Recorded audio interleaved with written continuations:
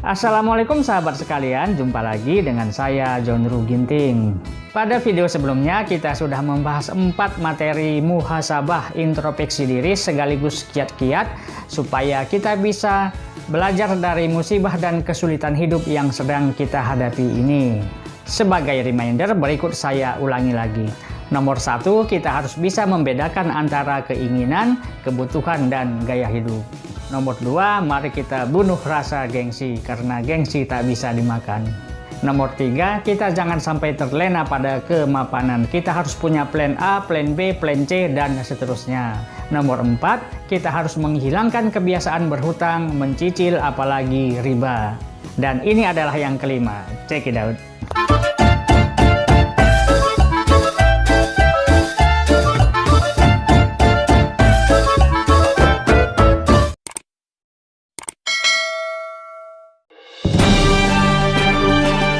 Introspeksi nomor 5 atau yang terakhir adalah belajar berbisnis.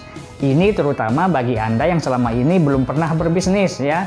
Kenapa harus belajar berbisnis? Karena saya coba membandingkan antara pebisnis dengan karyawan untuk konteks di masa-masa yang sulit saat ini gitu ya. Nah, bagi karyawan, biasanya kan mereka gajian di awal bulan atau mungkin ada juga yang tanggal 25 gitu ya. Nah, jadi setelah gajian, uangnya dipakai untuk memenuhi kebutuhan, sebagian lagi untuk bayar cicilan dan sebagainya. Lalu tanggal 10 habis. Nah, jadi kan ada anekdot tuh, ada orang yang gajinya 5 koma ya. Maksudnya 5 koma itu tanggal 5 sudah koma. Sombong amat. Apalagi di masa-masa sulit ini kan. Tanggal 5 gaji sudah habis, gajian masih lama, jadi gimana? Kebutuhan masih banyak gitu loh. Akhirnya terpaksa berhutang lagi. Akhirnya ya begitu terus seperti lingkaran setan gitu loh. Nah, berbeda halnya dengan pebisnis. Saya sendiri sudah mengalami dan merasakan ya. Jangan dikira hidup saya sebagai pebisnis itu selalu punya uang, enggak. Pernah juga saya nggak punya uang, saldo di rekening cuma 10.000 gitu loh. Atau kalau di Mandiri ya 50.000 dan nggak bisa diambil. Kemudian uang di dompet juga habis. Nah, hal seperti itu bagi seorang pebisnis itu sudah biasa, apalagi pebisnis yang masih kelas UKM gitu ya. Tapi bagi pebisnis, hal-hal seperti itu biasanya nggak bikin khawatir, nggak bikin stres, nggak bikin depresi. Kenapa? Karena jika kita mengalami seperti itu, sementara kebutuhan harus dipenuhi, harus dibayar ini itu segala macam, maka yang kita lakukan adalah berusaha, berpromosi lebih gencar, buka usaha baru, jualan ini, jualan itu, dan sebagainya, sehingga tiba-tiba nanti sekarang jam 10 pagi misalnya rekening kita nggak ada uangnya, tiba-tiba nanti jam 11 ada uang masuk. Gitu loh. Alhamdulillah. Itulah enaknya jadi pengusaha, jadi pebisnis. Oleh karena itu, mari bagi Anda yang selama ini belum pernah berbisnis, silahkan kita mulai belajar berbisnis. Tapi saya kan belum punya pengalaman. Bisnis apa dong? Iya, memang betul. Yang namanya bisnis memang tidak semuanya mudah dijalankan. Saya sendiri sudah mengalami. Sejak tahun 2007 saya sudah buka bisnis ini, bisnis itu, segala macam, semuanya bubar, bangkrut. Karena kalau kita buka bisnis sendiri memang resikonya itu kita harus bangun sistem sendiri, semuanya harus kita pikirkan segala macam. Kalau kita kurang pintar mengelolanya, ya udah susah gitu loh. Nah, oleh karena itu saya akan memberikan tips kepada Anda yang belum punya pengalaman berbisnis dan ingin mencoba berbisnis dari yang mudah-mudah saja. Yang pertama adalah carilah bisnis yang mudah dijalankan. Yang kedua adalah jangan buka usaha sendiri, tapi coba cari bisnis di mana Anda bisa jadi reseller, jadi agen, dropshipper, dan sebagainya, di mana bisnisnya itu sistemnya sudah ada, kita tinggal menjalankan. Nah, sambil menjalankan itu kita sambil belajar gitu loh. Nah, ketika nanti pengalaman sudah ada, baru kita buka bisnis sendiri. Jika kita belum punya pengalaman lalu kita buka usaha sendiri, itu resikonya besar. Nah, bicara soal risiko, maka kiat ketiga adalah pilih bisnis yang risikonya kecil atau nggak ada resikonya sama sekali. Kenapa? Karena jika nanti Anda rugi, maka ruginya pun ya kecil-kecilan aja gitu loh. Nggak sampai bikin stres, depresi, dan sebagainya. Tetap aman. Atau pilih bisnis yang sama sekali nggak ada resikonya. Emangnya ada? Ada. Nanti akan saya jelaskan. Yang keempat adalah pilih bisnis yang modalnya kecil tapi penghasilannya besar. Selama ini yang namanya bisnis itu rumusnya sudah pasti. Kalau modalnya kecil, penghasilannya juga pasti kecil. Jadi misalnya Anda buka warung pinggir jalan atau misalnya jualan nasi uduk yang modalnya cuman gelar meja di pinggir jalan gitu loh. Itu paling modalnya sekitar 2 jutaan. Nah, kalau bisnis seperti itu penghasilannya juga akan kecil gitu loh. Kalau Anda ingin penghasilan besar, maka bukalah bisnis yang modalnya juga besar. Misalnya beli franchise Indomaret gitu misalnya. Nah, itu dijamin tuh penghasilannya besar, tapi modalnya juga besar. Memang sudah seperti itulah rumus bisnis di dunia ini. Modal itu sejalan dengan hasilnya dan sejalan juga dengan resikonya. Modal kecil, resikonya juga kecil. Modal besar, resikonya juga besar.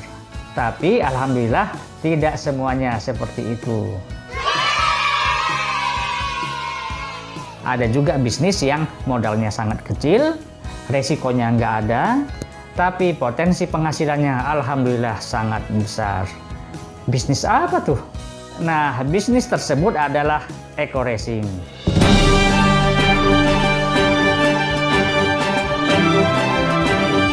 Kenapa eco racing? Karena bisnis ini sangat sesuai dengan syarat-syarat yang tadi saya sebutkan. Yang pertama, mudah dijalankan. Sangat mudah dijalankan. Saya aslinya kurang pintar berbisnis.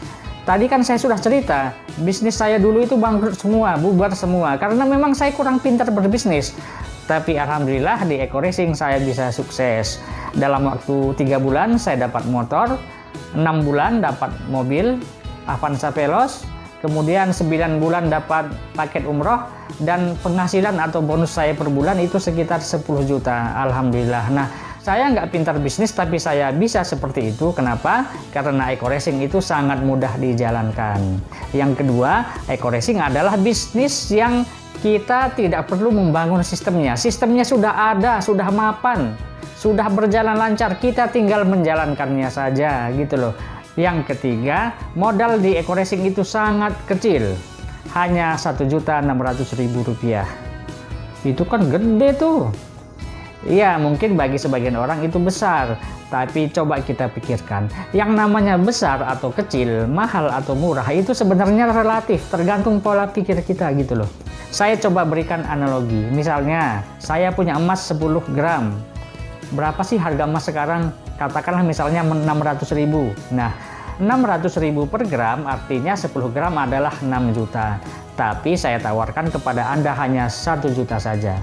Kemudian penawaran ini paling lambat besok pagi jam 10. Nah, jika Anda mendengarkan, menerima informasi seperti ini, pasti Anda sangat tertarik. Saya yakin sangat tertarik. Kenapa? Karena Anda langsung dapat peluang nih. Saya beli sekarang 1 juta. Besok bisa saya jual 6 juta sehingga saya untung 5 juta hanya dalam waktu sehari. Nah gitu, jadi peluang yang sangat bagus. Tapi Anda sedang tidak punya uang 1 juta. Anda melihat peluang yang sangat besar, sangat ingin mendapatkan emas tersebut, tapi nggak ada uang gitu loh. Jika Anda sangat ingin mendapatkan emas tersebut, saya yakin Anda akan berusaha gimana pun caranya supaya Anda bisa mendapatkan uang yang 1 juta tersebut. Mungkin berhutang, jual barang, jual kulkas, jual handphone, atau apapun itu akan Anda lakukan. Kenapa? Karena Anda melihat peluang yang sangat besar dan Anda tidak mau melewatkannya. Nah, eco racing juga seperti itu. Eco racing jauh lebih berharga dibanding emas yang 10 gram tadi. Kenapa? Karena potensi penghasilannya bukan 5 juta, tapi miliaran gitu loh. Jadi coba Anda bayangkan sendiri. Saya dalam waktu 3 bulan di eco racing dapat motor, 6 bulan dapat mobil, kemudian dapat umroh, penghasilan 10 juta per bulan. Nah, orang lain ya, para member lain ada yang dapat rumah mewah itu hanya dalam waktu 1 tahun. Dapat Pajero ada yang butuh waktu hanya 1 bulan. Jadi eco racing itu benar-benar luar biasa. Saya sendiri sudah membuktikannya dan ribuan orang lain sudah membuktikannya. Ini bukan janji-janji semata gitu loh.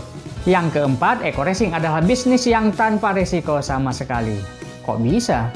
Karena dari modal awal yang 1,6 juta tadi itu, 1,5 juta diantaranya dipakai untuk beli produk yang seharga 2 juta. Jadi ketika gabung saja kita sudah untung gitu loh. Dan jika seandainya produknya tidak laku, maka bisa kita pakai sendiri. Kita bisa mendapat manfaat dari produk tersebut. Karena produk-produk Eco Racing itu semuanya berkualitas, kualitas nomor 1. Bermanfaat banget gitu loh. Jadi sama sekali nggak ada ruginya. Eco Racing bukan bisnis investasi. Kalau investasi, kita sudah setor modal mahal-mahal, ternyata nggak untung, maka kita bisa rugi. Eco Racing bukan seperti itu. Eco Racing itu adalah murni bisnis perdagangan. Eco Racing adalah bisnis yang tanpa resiko sama sekali. Benar-benar ajaib, luar biasa. Kemudian yang nomor 5, ini berkaitan dengan introspeksi yang nomor 4 tadi, yaitu hutang, cicilan, dan riba.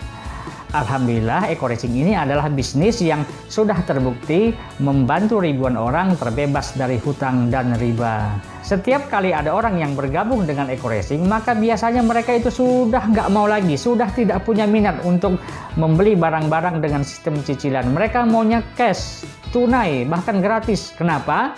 Karena mereka bisa mendapatkan itu dari Eco Racing secara gratis, tunai, cash. Tanpa cicilan, tanpa riba, tanpa leasing. Jadi Eco Racing alhamdulillah bisa mengatasi masalah-masalah yang tadi itu. Jadi kita punya introspeksi, punya kiat-kiat supaya nanti hidup kita menjadi lebih baik, lebih berkualitas, lebih sukses, kesejahteraan hidup kita meningkat. Insya Allah Eco Racing bisa menjadi solusinya. Info lengkap mengenai Eco Racing silahkan bisa Anda baca pada link website yang ada di atas ini. Silahkan dibaca karena di situ semuanya sudah lengkap tersedia. Demikian video kali ini, semoga bermanfaat. Terima kasih. Assalamualaikum warahmatullahi wabarakatuh. Saya nggak pernah tuh posting di media, anak saya sakit nih segala macam, saya posting fotonya yang lagi kelihatan penuh penderitaan gitu. Itu saya berusaha untuk tidak pernah memposting hal-hal seperti itu. Tapi kalau sudah sehat, biasanya saya posting alhamdulillah anak saya sudah sembuh.